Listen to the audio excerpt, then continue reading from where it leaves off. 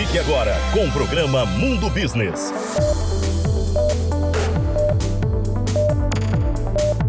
BM Vitória, sua concessionária BMW no Espírito Santo.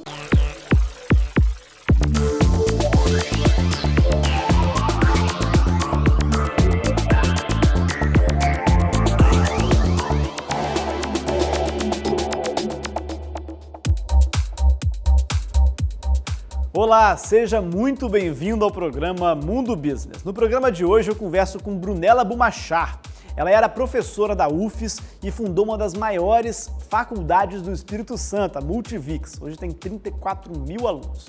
E também eu falo sobre um mercado que está bombando durante a pandemia, que é o mercado pet, o mercado de animais domésticos. Eu visito a startup Life Pet, que tem um plano de saúde para animais. E eu falo também sobre investimento em startups. Recebo aqui dois advogados, Guilherme Almeida, da PB Advogados, e Mauro Mazzucati, da FAS Advogados, para falar sobre os cuidados que o investidor precisa ter na hora de investir e o empreendedor precisa ter na hora de receber um novo sócio.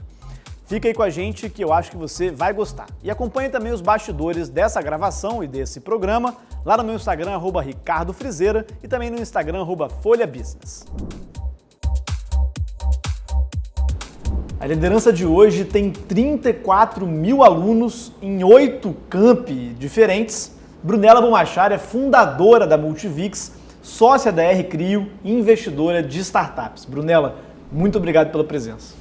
Muito obrigada a você pelo convite, estou honrada em estar nesse programa. Brunella, olha, falando primeiro da sua trajetória, né, de como que você começou e fundou o seu primeiro negócio, como que você começou a trabalhar lá no começo? Bom, lá no começo eu tinha 13, 14 anos, fazia curso de inglês em Cachoeiro Itapemirim e a dona do curso era Sandra Novaes, era muito famosa em Cachoeiro, ela me convidou para dar aula para crianças. Então eu comecei como professora, eu tinha 13 para 14 anos e isso aí já era alguma coisa, né, na comunidade. Então foi assim meu primeiro emprego, sem carteira assinada, porque naquela época não existia isso, mas dando aula para criança. Esse foi meu primeiro emprego. Aí depois eu fiz intercâmbio, saí, voltei, fiz vestibular, passei na engenharia, quis fazer engenharia, sempre soube que eu queria engenharia e fiz mestrado na PUC em estruturas e depois tive um escritório de cálculo estrutural. E aí, em algum momento, eu fui para a academia, comecei a dar aula na UFES e fiquei na UFES até me aposentar. Então, eu sou cria da UFES, né? Eu tenho muito orgulho disso. As universidades federais hoje estão passando por uma fase ruim, né? A verba está sendo cortada e isso aí é uma dor que a gente sente. Quem conhece de perto, né, o número de professores, de doutores, todo o investimento que o país já fez e como isso poderia ser uma alavanca para o país, a gente fica muito triste com o que está acontecendo na educação superior pública no Brasil. Agora, de professora da UFES para fundadora da Multivix, como é que foi a ideia, o início, o conceito ali, até fundar mesmo a escola, a faculdade? Perdão. Bom, isso daí nós voltamos lá quando Paulo Renato era ministro da Educação, foi ele que possibilitou a criação de instituições de ensino superior com fins lucrativos, porque até então isso era um tabu, como se a gente não pudesse fazer uma educação privada, né, com fins lucrativos. Você podia fazer hospitais, na saúde, mas na educação tinha essa coisa de ser sem fins lucrativos. E isso em que ano? Isso mais ou menos 96, 97. Então foi quando houve essa abertura que assim, um grupo de professores da UFES falou, nós entendemos, sabemos fazer isso, já fazemos isso há algum tempo. Então, nós tivemos assim, o insight de começar um projeto, né, dentro da legislação, das regras do jogo que estavam postas, para submeter ao MEC. Então, aquilo é tudo muito sonho, porque, na realidade, nós não tínhamos estrutura física, a gente tinha projeto, papel, ideias e muita vontade. E foi assim que no meu computador particular, de noite, né, nós virando noite escrevendo projeto para submeter ao MEC. Foi assim que começou a ideia de montar uma instituição de ensino privada. E a ousadia grande, que eu acho um pouco ingenuidade, mas com certeza muita ousadia, foi tentarmos colocar de primeiro, Ricardo, curso nas 3 áreas de conhecimento, na área de tecnologia, que era engenharia de produção, na área de saúde, que era farmácia e bioquímica, e na área de humanas, que era administração e contabilidade. Geralmente, quem começa a instituição de ensino superior começa pela área de humanas, porque o investimento é menor. Né? E nós somos engenheiros, a maioria, né, ousamos entrar logo na engenharia, então na tecnologia, na saúde e na humanas. E o grande diferencial foi que a gente tinha bons antecedentes, né, bons conceitos na comunidade, na sociedade, e isso daí éramos professores da UFES que estavam montando uma instituição privada. Né? Tinha credibilidade, né, Brunel? Tinha credibilidade, né? Tinha credibilidade. Então, eu sou a mais nova do grupo, mas eu já tive 6.000 alunos, né, da área de tecnologia. Eu dei aula no Departamento de Estruturas e Edificações do Centro Tecnológico da UFES, né, até me aposentar. Então, os outros professores, um também era do Centro Tecnológico da UFES, que é o professor Alexandre Serafim, e o outro, o professor Rômulo Penina, que foi reitor também da UFES. Então, esses 3 professores, com muito pouco dinheiro, mas com muita ousadia, nós tentamos e conseguimos autorização do MEC para começar. Começar a Multivix, né? Começar. Na época era Univix. Univix. E nós, sim, tivemos a sorte, vamos botar assim, de encontrar um prédio que estava pronto para ser alugado, né? Que estava para ser alugado, estava pronto para ser escola. Ele era uma escola, era o CCAA. Na época, a UFES montou o Centro de Línguas e fez uma concorrência assim, muito forte às escolas de inglês. E o CCAA da época, então, fechou, porque a mensalidade da UFES era muito menor e o prédio estava para alugar. Era agosto, mais ou menos. A gente, sim, achou que era um prédio, a gente não tinha nem condição de fazer uma proposta, mas o dono foi muito, vamos botar assim, jeitoso e muito inteligente, vamos botar também. Ele conversou, viu que era uma proposta que de risco, porque a gente não tinha garantia, era só projeto, e a gente fez então da seguinte maneira, nós prometemos a ele pagar todos os aluguéis de mercado se o projeto fosse aprovado e quando o projeto fosse aprovado... Ou seja, pagasse o preço de mercado do aluguel. Se vale R$50 o metro quadrado, você paga R$50 o metro quadrado se o projeto for aprovado e der certo. Se não desse certo, você... pagaria uma taxa só mínima e a gente devolveria o edifício exatamente antes de janeiro, porque de agosto a dezembro, uma escola que não está funcionando, não funcionaria, né? Mas poderia ser que para o ano seguinte, sim. Então, em dezembro, nós recebemos a comissão do MEC e a comissão do MEC aprovou. E aí nós pagamos os aluguéis anteriores e aí nós começamos. Você falou um negócio interessante que sem dinheiro, né? Começou sem dinheiro. Muita gente acha que o empreendedor, às vezes, ele começou já rico ou recebeu de alguém a empresa e, na realidade, não. As histórias que a gente vê aqui são histórias que a maioria das pessoas começaram realmente do zero, lá, do nada, e foram construindo aos poucos e tal. Então, dá para começar sem dinheiro, né, Brunel? Não, a gente só podia começar sem dinheiro, porque ali professor universitário, né? Então a gente não tinha dinheiro. Mas muita vontade, muita garra, muita seriedade, credibilidade no mercado e precisávamos de dinheiro. Foi uma coisa que você abordou bem. Sim. Então, nesse segundo momento, a gente pensou, bom, aqui tem 2 andares, nós rapidamente entrando turmas, nós vamos ter que ter uma entrada anual, vamos ter que crescer rápido, então precisamos pensar em expansão. E aí fomos atrás de sócios que tivessem um pouco mais de recurso do que nós, na área acadêmica.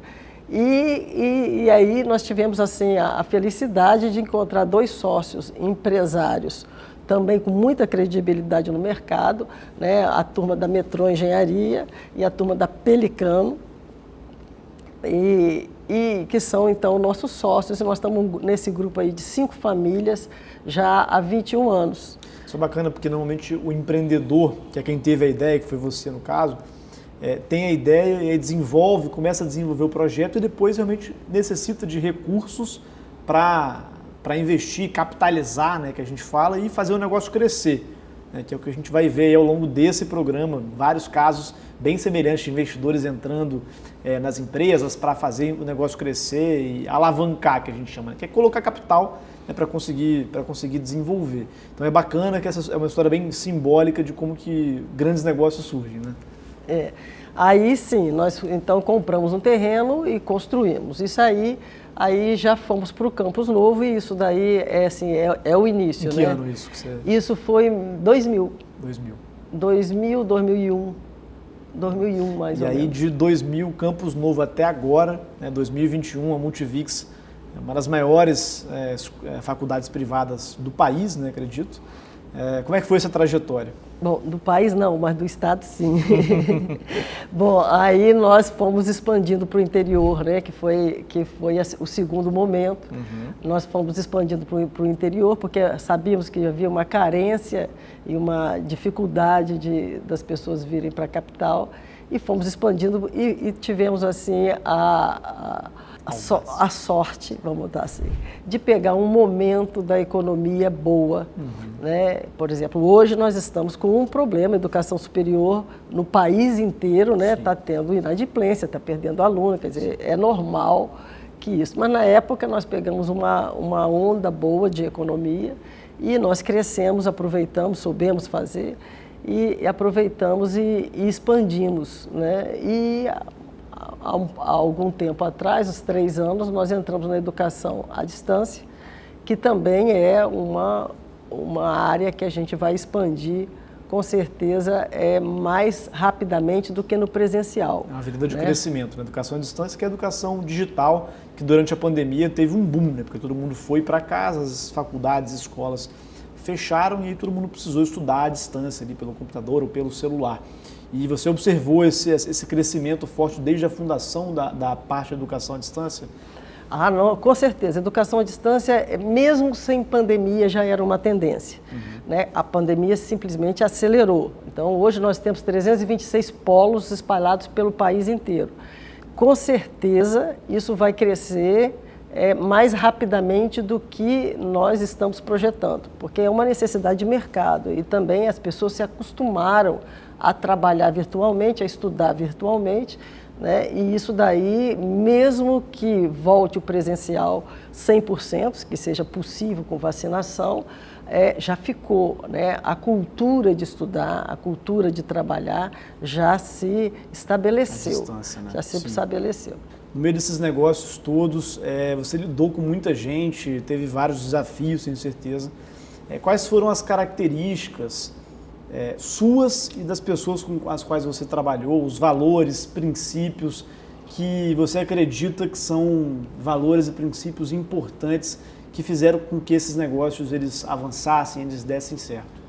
Primeiro, transparência, Ricardo. Sinceridade, honestidade, clareza em tudo. Isso não só na vida pessoal, com as pessoas que você encontra, mas como na vida profissional. Né? Então, eu acho que sem isso não dá para você interagir, trabalhar, evoluir, né? e passar otimismo, sonho, energia.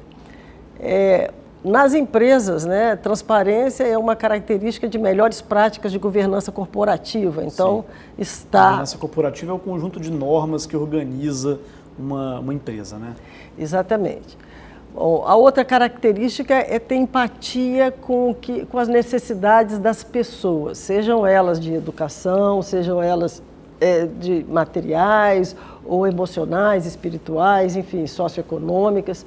Então, essa empatia com pessoas são em geral, né? Sejam pessoas que são seus sócios, stakeholders, alunos, funcionários. Stakeholders, quando ela fala, são partes interessadas do negócio, né? Por exemplo, alunos, funcionários, no caso os pais dos alunos também, investidores, enfim, são as pessoas que têm a ver ali, que estão no ambiente do negócio, que influenciam o negócio de alguma forma, né? Então esse lado social, eu acho que é uma característica que nós todos temos que ter.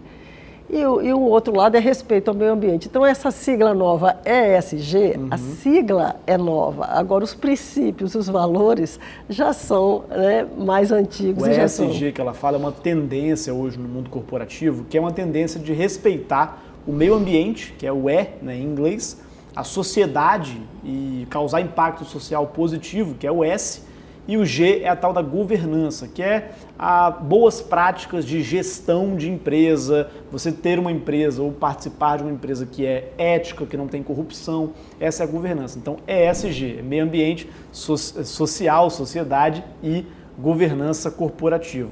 E esses princípios, por mais que estejam em voga agora, né, princípios que são hoje muito valorizados e estão aí na pauta do dia, quando o assunto é investimentos, finanças, gestão, negócios, eles já são há muito tempo pilares de negócios de sucesso, né? Então isso daí tem que permear, né, toda a instituição, toda a empresa, e isso tem que ser uma coisa natural, não é uma coisa para você simplesmente falar, essa coisa tem que ser vivenciada. Bom, Brunella, agora você ultimamente tem ido para um outro mercado também, que não tem a ver com educação nem com saúde, que é o mercado de startups, né? Startups, como a gente vai mostrar aqui ao longo desse programa, são empresas em estágio inicial, de alto potencial de crescimento e normalmente de base tecnológica, ou seja, tem alguma tecnologia ali que vai ser aplicada no negócio. E você hoje é uma investidora de startups aqui no Espírito Santo, né? Você tem contribuído muito, inclusive, te parabenizo por isso, contribuído muito com o nosso ecossistema de inovação aqui, ajudando essas startups a se desenvolver. Eu queria saber como é que foi mais uma virada na sua carreira, na sua vida, para agora entender e lidar com o dia a dia de startups, de jovens que trabalham muitas vezes de maneira muito diferente do que a gente está acostumado, né? Às vezes é bermuda e chinelo e o negócio vai crescendo ali muito rápido. Como é que foi essa virada e o que você enxerga nas startups? Bom, na realidade, meu interesse assim, por inovação já vem lá de trás. Quando a gente começou a R-Crio, em 2015, aquilo também era startup, né? Porque só tinha um projeto e nós tínhamos que começar do zero e apostar numa interrogação, num sonho, em alguma coisa que não tinha garantia nenhuma de que seria bem sucedida. Então, assim, meu interesse por inovação e principalmente inovação ligada à educação e à pesquisa, né? Que eu acho que naturalmente é o que o meu perfil procura. Então, lá na R-Crio, né? R-Crio é de regeneração, de medicina regenerativa e Crio é de criogenia, né? Então, a ideia já era uma ideia avançada de células-tronco do dente de leite. Hoje nós já evoluímos e tiramos células-tronco do periósteo, que é o céu da boca, né? E periósteo palatal, e também de tecido adiposo, que é gordura. Então, se você vai fazer uma cirurgia plástica, ou você vai fazer qualquer tipo de cirurgia, ou você vai tirar gordura de algum lugar, você pode ter a intenção de guardar células-tronco para seu uso mais tarde, que é uso autólogo, é uso na própria pessoa, tanto do dente de leite, como do periósteo, como da gordura. Então, é uma coisa assim que a gente já cresceu, mas que era startup. Bom, de um tempo para cá, nós temos sim tido maior interesse em outras startups.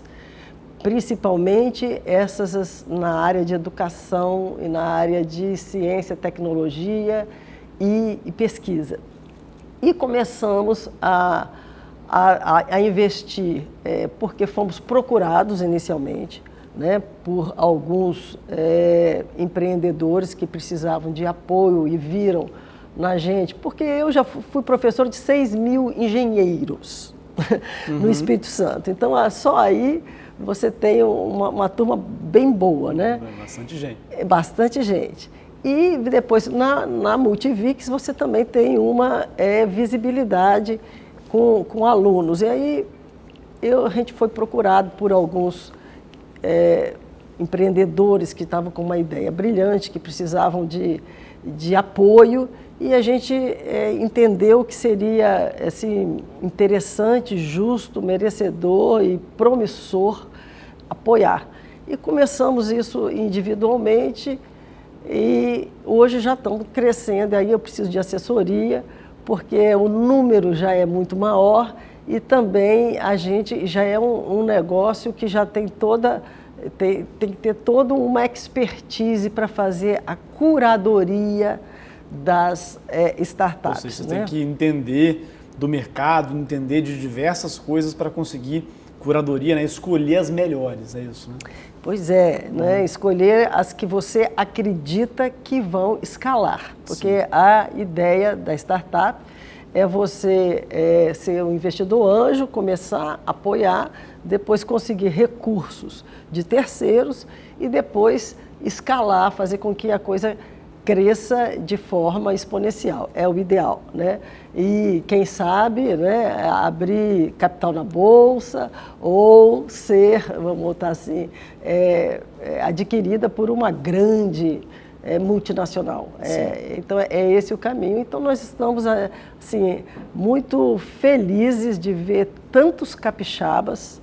A maioria das startups que nós estamos investindo são capixabas, estão apresentando tantos projetos ousados. Legal. Muito bacana. Isso é emocionante e assim, merece muito as honras da casa, né, da mídia, quando acontece, né, um sucesso, como é o caso do PicPay, por exemplo. Sim, sim. PicPay é uma startup capixaba, né? Nasceu aqui em Vitória. O primeiro cliente do PicPay foi o Café Bambu, para quem mora aqui em Vitória, ali na Praia do Canto. E hoje é uma gigante nacional, vai fazer IPO, né, que é essa abertura de capital na Bolsa de Valores brasileira, ou seja, vai colocar suas ações à disposição de qualquer investidor, de você aí de casa, por exemplo, na Bolsa de Valores brasileira, a B3, e é um grande case hoje que vale mais de R$ 1 bilhão de reais, né? Então, um case bacana para inspirar os empreendedores e os capixabas que nos assistem agora, de que dá para fazer e dá para fazer aqui no Espírito Santo. Agora, Brunella, essa carreira, muita coisa, né? Grandes negócios e muito sucesso. Queria te perguntar se você acha que falta alguma coisa, ou se você ainda está em busca de mais alguma coisa para se entender como uma profissional de sucesso, enfim, alguma coisa que você ainda deseja. Olha, eu desejo continuar acreditando, continuar apostando no Brasil e continuar dando emprego. Se eu puder fazer mais para que surjam mais empregos, eu acho que isso aí é o que eu realmente desejo. Eu acho que eu me sentiria bem comigo mesma, ter a capacidade de criar empregos. Principalmente empregos no Brasil, empregos na área de educação e na área de pesquisa, né? Seja tecnologia, seja biotecnologia, etc. Legal. Brunella, para a gente finalizar aqui, um jogo rápido com algumas perguntas e respostas. Um princípio não negociável. A independência. Uma vitória. A ter conseguido dar empregos, como a gente deu na Multivix e na R-Crio, para educadores e para cientistas no Brasil. Quantas pessoas vocês empregam no geral? Bom, hoje na Multivix nós temos aproximadamente 1.400 funcionários, sendo que um pouco mais da metade são professores. Bacana. E na R-Crio nós somos muito menos, nós somos uns 100 mais ou menos, mas é uma outra proposta. Sim. Uma derrota. Quando eu era professora da UFES, eu era chefe do Departamento de Engenharia Civil do Centro de Tecnologia. Que é o CT, né? Que é o CT, que reúne todas as engenharias, né? Engenharia civil, elétrica, mecânica, ambiental, engenharia de computação, de produção. e houve uma eleição para a direção do Centro Tecnológico. E eu participei de uma chapa e nós perdemos. O melhor foi uma investimento. Derrota. O melhor investimento foi investir energia e tudo que eu tenho de conhecimento e de capacidade na criação da Multivix e da R-Crio. Com certeza isso é. O pior investimento? O pior investimento foi em alguma startup que não prosperou e que eu acreditava muito. Se pudesse deixar uma mensagem para quem está nos assistindo agora e uma mensagem de inspiração depois dessa conversa e dessa trajetória que eles puderam ver, qual seria essa mensagem? Tudo começa com um sonho e continua se esse sonho for partilhado por muitas pessoas. Eu acho que passa por aí. Brunella, muito obrigado pela entrevista, parabéns pela trajetória, certamente nos inspirou aqui, também inspirou aí os nossos telespectadores. Muito obrigado. Muito obrigada a vocês, foi uma honra estar aqui. Bom, no próximo bloco eu visito a startup Life Pet e falo sobre o mercado pet, o mercado de animais domésticos que bombou durante a pandemia do Covid. Fica aí que Mundo Business volta já.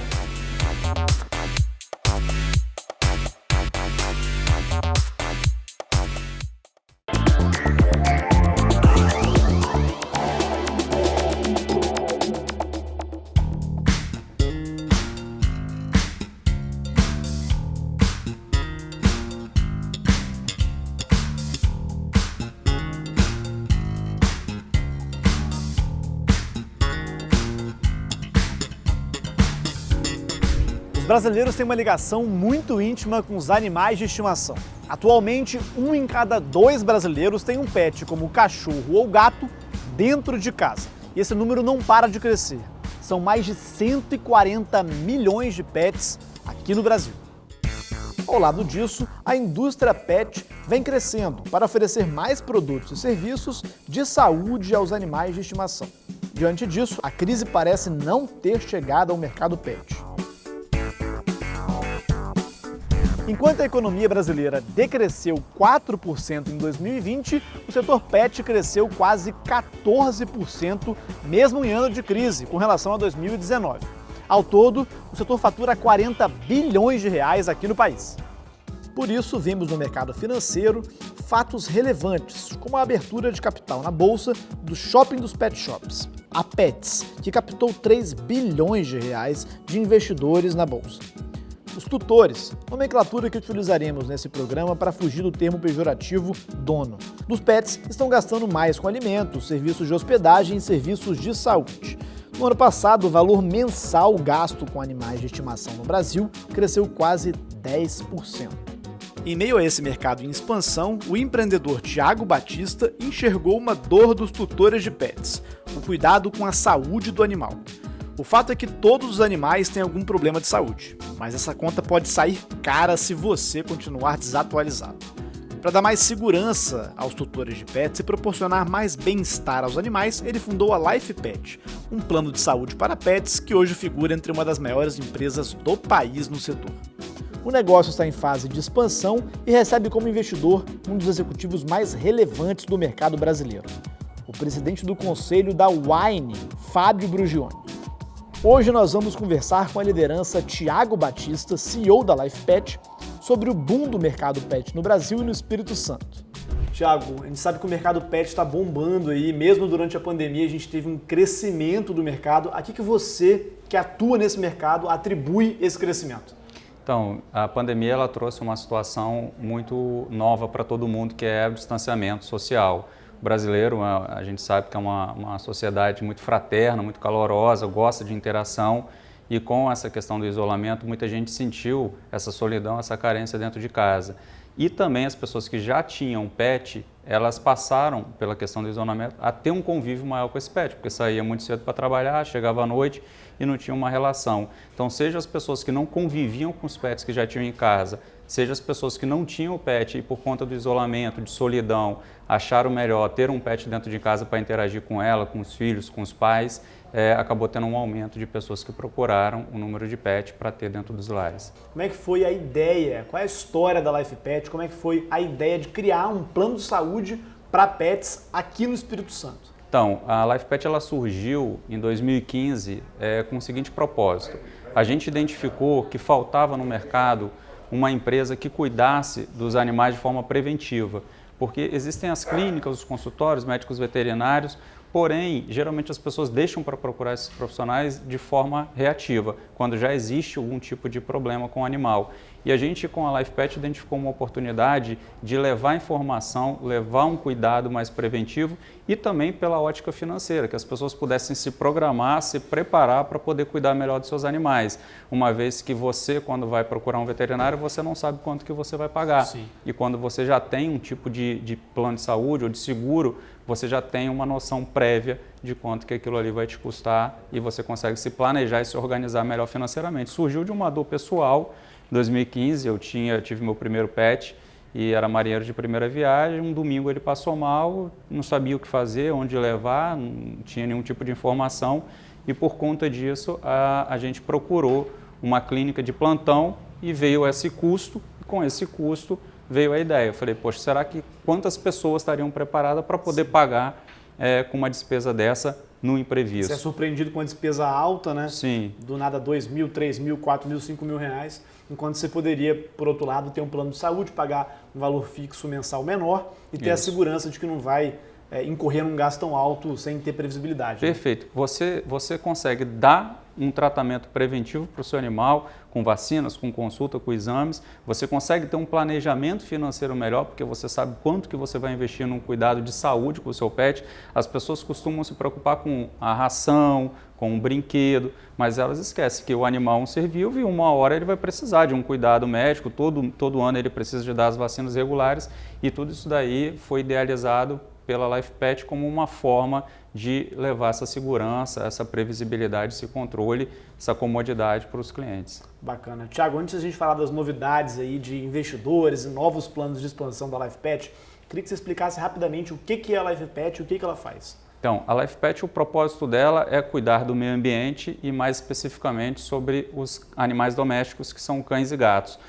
Então, a LifePet ela nasceu com esse propósito, um propósito mais amplo de cuidar do meio ambiente. A gente tem ações sociais, de doação para ONGs e etc. Bacana. Só que também a gente tem esse cuidado de tratar o pet como um novo membro da família. Legal. E por reconhecer o pet como um novo membro da família, a gente posicionou a empresa para pensar na melhor experiência, no melhor cuidado, de levar tudo aquilo que o ser humano já pensou para melhorar a nossa vida, para melhorar também a vida do pet. Bacana. Vamos conhecer? Vamos lá.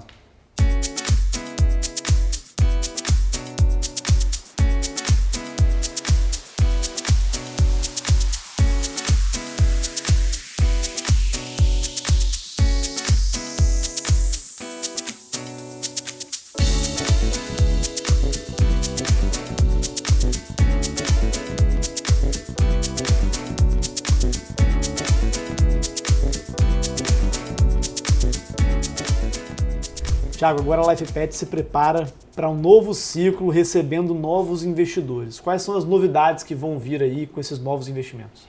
Então, a gente, com a chegada desses novos investidores, a gente está trazendo tanto capital, que é muito importante para a gente viabilizar as inovações que a gente quer colocar em prática no mercado, como o know-how que eles estão trazendo.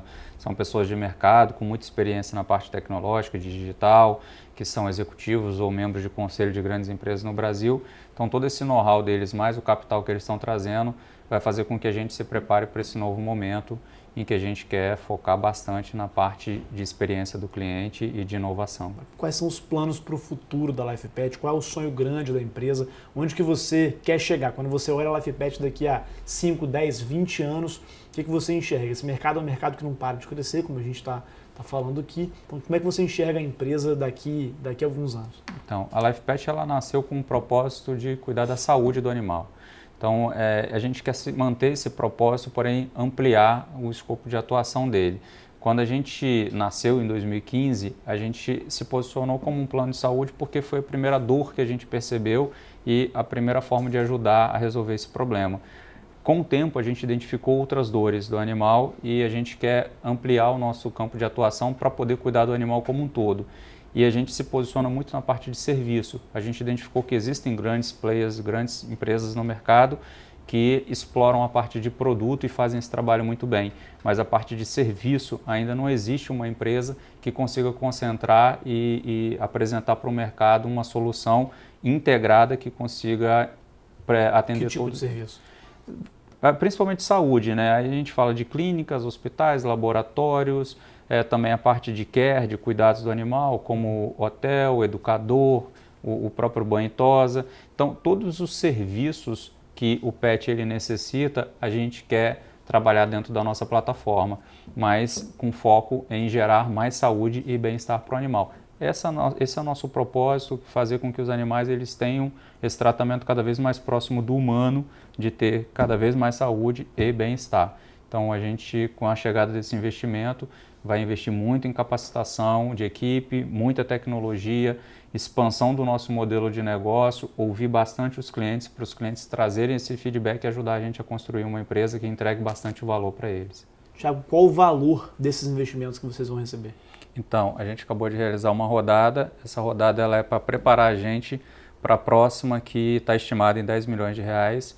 E esses 10 milhões de reais vão ser investidos em melhora de produto, melhoria da experiência do cliente, com a ajuda de tecnologia e expansão para outros mercados. Hoje vocês já têm um aplicativo, né? Sim, já temos o aplicativo. A gente quer levar mais funcionalidades para esse aplicativo, para que os clientes eles consigam fazer toda a gestão da vida do animal dentro desse aplicativo, que a gente vai transformar numa plataforma integrada de serviço. Bacana. Thiago, você entrou nesse mercado de saúde pet por um acaso, porque a conta do seu animal lá deu muito cara e você percebeu que tinha um caminho ali para ajudar as pessoas a lidarem com essas questões de custos e problemas em problemas de saúde de animais. Nesses últimos anos você percebeu que esse mercado ele cresceu muito. Olhando daqui para frente, você acha que esse mercado tende a continuar crescendo? Ah, sim. A gente trabalha com pesquisas, seja internacionais, sejam pesquisas locais, que indicam um crescimento acima de 2 dígitos para os próximos anos. Até 2030, a gente tem um crescimento sustentável acima de 2 dígitos no mercado pet. Agora, Thiago, um desses investidores que estão entrando aqui na LifePet é o Fábio Brugioni, que é presidente do Conselho da Wine, um dos principais executivos e investidores, talvez, do mundo. Como é que você enxerga a importância da entrada de um grande executivo como ele aqui no negócio? Então, o Fábio Brugioni ele tem uma experiência muito grande na parte tanto de investimento quanto executivo. Ele foi e é executivo de grande empresa no Brasil e no mundo. E também na parte de investimento, ele foi executivo, foi CEO de um dos maiores fundos de investimento do Brasil. Então, o Fábio traz esse know-how pela vida executiva que ele tem e pela vida de análise de investimento como executivo de fundo para nos preparar para as próximas rodadas. Então, o Fábio ele acredita no projeto da LifePet porque ele acredita, sobretudo, que o relacionamento das pessoas com os animais tendem a ficar mais estreitos, tendem a ficar mais próximos, e ele acredita muito no potencial desse mercado e acredita no projeto da LifePet pela proposta diferente. Muitas empresas já se posicionam em produto, a gente se posiciona em serviço.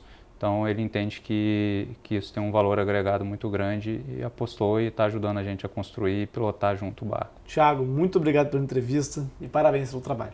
Imagina, eu que agradeço a oportunidade de falar um pouco da LifePet.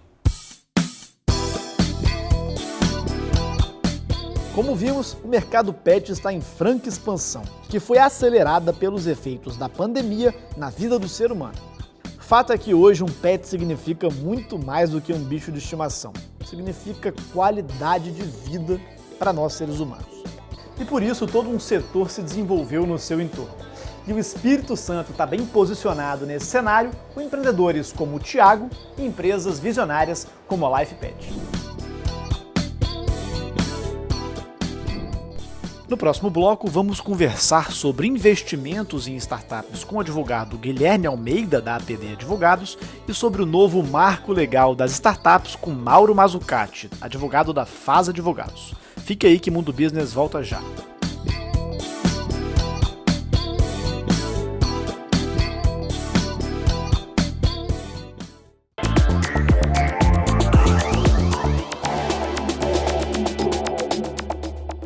Estamos de volta aqui em Mundo Business e como vimos, o investimento em startups está bombando. Todo mundo quer investir, tem investido em startups, que são as empresas em estágio inicial, com alto potencial de crescimento e de base tecnológica. E é para falar sobre os aspectos jurídicos do investimento em startups, ou seja, sobre os cuidados e contratos que o investidor precisa ter e também que o empreendedor precisa ter na hora que vai investir ou receber um investimento para que nada saia do combinado, é que eu trouxe aqui Guilherme Almeida, advogado sócio da APD Advogados. Guilherme, obrigado pela presença. É um prazer poder contribuir, Ricardo. Bom, para a gente começar, quais são, Guilherme, os cuidados que o investidor precisa ter na hora que ele vai investir numa startup? Ricardo, eu dividiria essa resposta em 3 pontos. O primeiro seria diligência a respeito de onde está entrando, que seria, em termo inglês, due diligence, né? Depois, um compliance, a verificação completa a respeito da legalidade e da conformidade daqueles processos da empresa na qual se pretende investir. Num terceiro momento, é muito importante que se crie as regras do jogo, ou seja, o combinado que não sai caro. Estou falando aqui de previsões contratuais. Vou dar um exemplo que é muito interessante. O investidor está entrando numa empresa, está colocando dinheiro. Esse dinheiro vai efetivamente ser utilizado para o fomento da atividade e crescimento da empresa ou vai tratar de problemas anteriores? Então a gente precisa de criar regras claras de prestação de contas, regras claras de onde o dinheiro vai nesse plano de negócios. Vou dar outro exemplo a respeito de regras contratuais.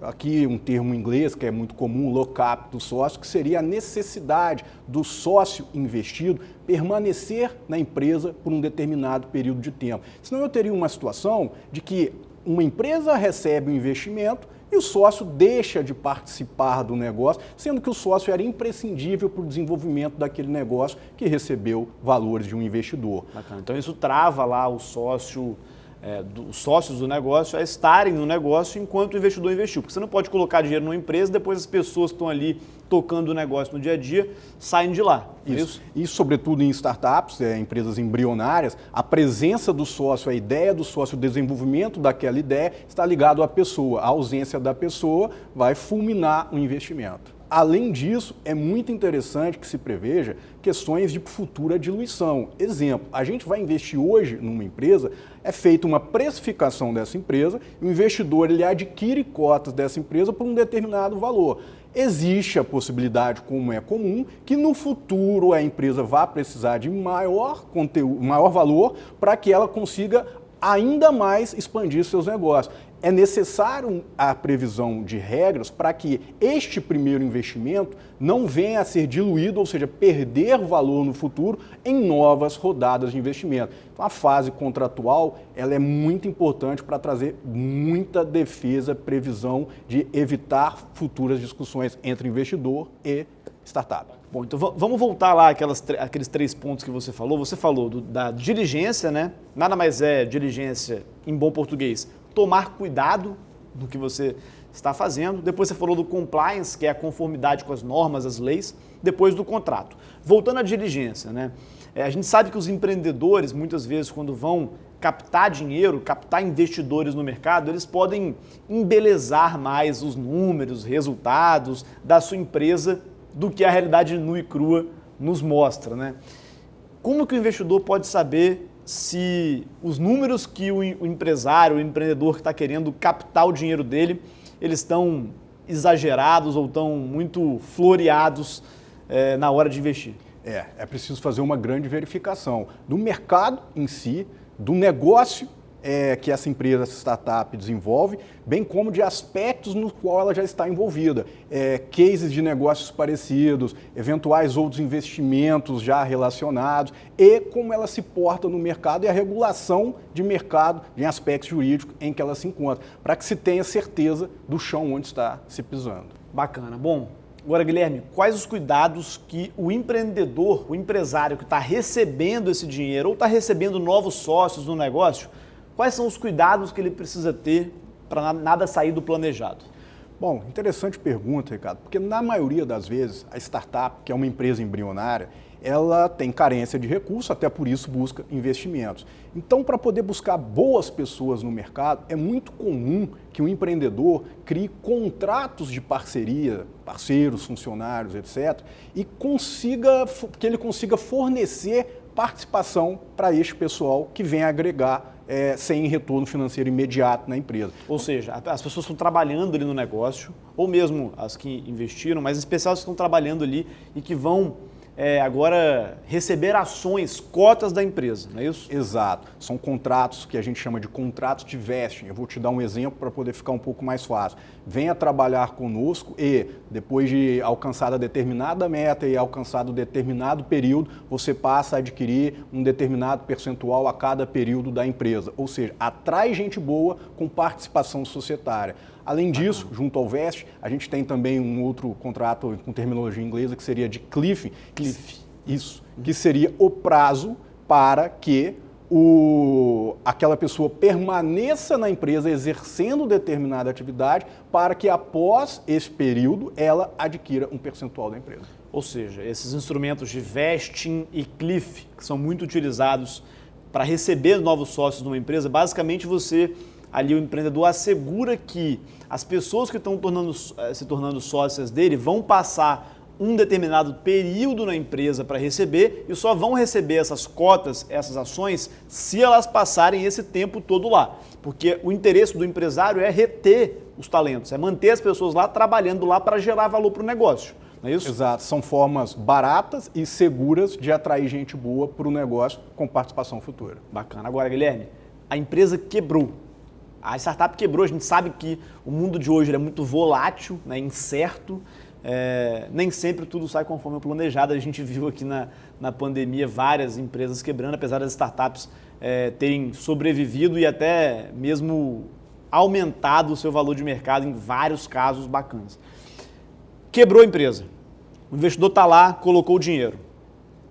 O que acontece? Ele vai ser afetado no patrimônio pessoal, ele vai perder a casa dele, o imóvel dele, como é que funciona? Veja bem, esse é um ponto muito interessante. O investidor, ele tem a responsabilidade do capital. Portanto, a responsabilidade dele é limitada ao capital que ele colocou na empresa. Se a empresa, por infortúnio do mercado, dificuldade ou a startup não deu certo, o investidor tem o risco da perda do capital investido. Ou seja, ele não pode perder mais do que ele colocou na empresa, né? Se ele colocou 1 milhão, ele não pode perder 5 milhões, ele só pode perder 1 milhão que ele colocou, é isso? Exato. E é interessante que a gente delimite também que o investidor ainda não é sócio, pode vir a se tornar sócio no futuro. Mas a previsão legal, hoje em dia, é de que o investidor vai sim ter o risco de perda do capital investido, mas ele não responde por dívidas da sociedade. Por dívidas da empresa. Isso é bacana, né, esse instrumento, porque você permite que o investidor coloque o dinheiro sem correr muito risco. Porque se ele começa a correr muito risco de perder patrimônio pessoal, perder o carro, perder o imóvel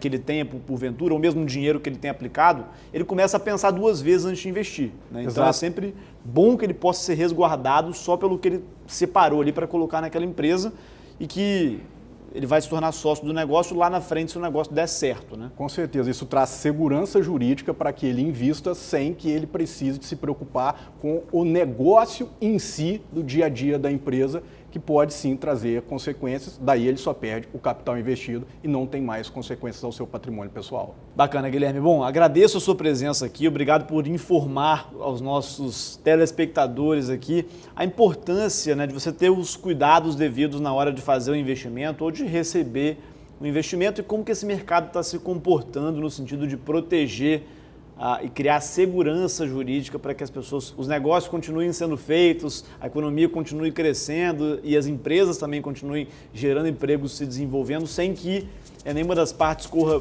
grandes riscos que pode acabar minando ou prejudicando o avanço desses negócios. Então, obrigado pela sua presença. Um prazer, Ricardo. Legal sempre poder contribuir contigo. Bom, e é para falar justamente sobre a segurança que os investidores e empreendedores têm na hora de receber ou fazer um investimento, que a gente trouxe aqui Mauro Mazzucati. Ele é advogado, sócio da Faz Advogados e tem um livro sobre o marco legal das startups. O que é isso? É uma lei que foi aprovada recentemente e que ajuda justamente a trazer essa segurança para o ambiente de investimento em startups. Mauro, obrigado pela presença. Obrigado a você, Ricardo. Adorei o convite. Bom, o que é o marco? Como é que ele funciona? Para que ele serve? O marco legal ele veio com o objetivo de trazer maior segurança, como você disse, para as startups poderem operar no mercado. Ele é uma série de legislações, de artigos de lei, que eles se costura em outras tantas leis que existem no Brasil, para poder trazer para essas startups uma forma delas operacionalizarem o exercício social delas de maneira mais segura e menos burocrática. Bacana. Ou seja, para reduzir a burocracia e facilitar que as startups consigam prosperar. É isso? Perfeitamente. Bacana. Bom, quais as mudanças que o marco trouxe para investidores e empreendedores? Vamos lá. O marco, ele eventualmente, em todas as disposições dele, ele traz algum tipo de mudança e algum tipo de característica inovadora. Para os empreendedores, vamos colocar da seguinte forma: ele trouxe o conceito de startup e tem inúmeros benefícios a partir daí, né? Por exemplo, você pode optar pelo Inova Simples, que é um regime tributário diferenciado, você tem prioridade na análise do INPI para depósitos de patentes e registros.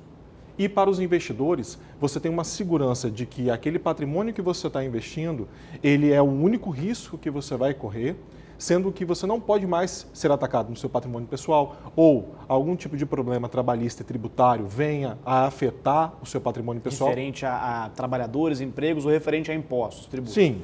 Tá. E isso, né, assim, enquanto ele de fato não for sócio. Uhum.